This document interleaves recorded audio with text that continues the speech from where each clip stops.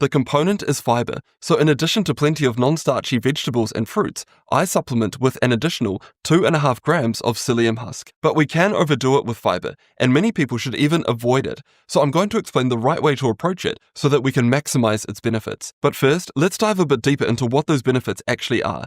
So all-cause mortality is like a big picture snapshot of our health. When we zoom in, we can uncover a number of surprisingly strong effects of fiber on the most important areas of our health.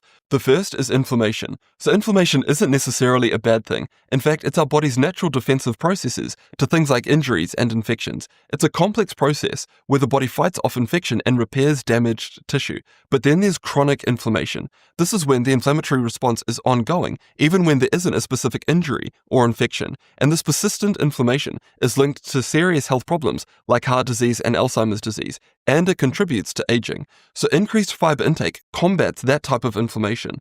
The data that we have reveals a strong association between more fiber and lower chronic inflammation. So fiber also appears to fight heart disease.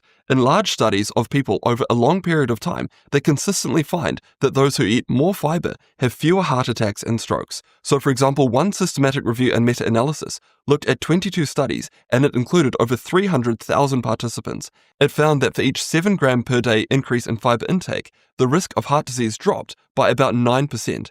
And we know that heart disease and strokes have several important risk factors. So for example, one of them is high blood pressure. But how is fiber doing this? Well, we know that heart disease and strokes have several important risk factors, and one of them is high blood pressure.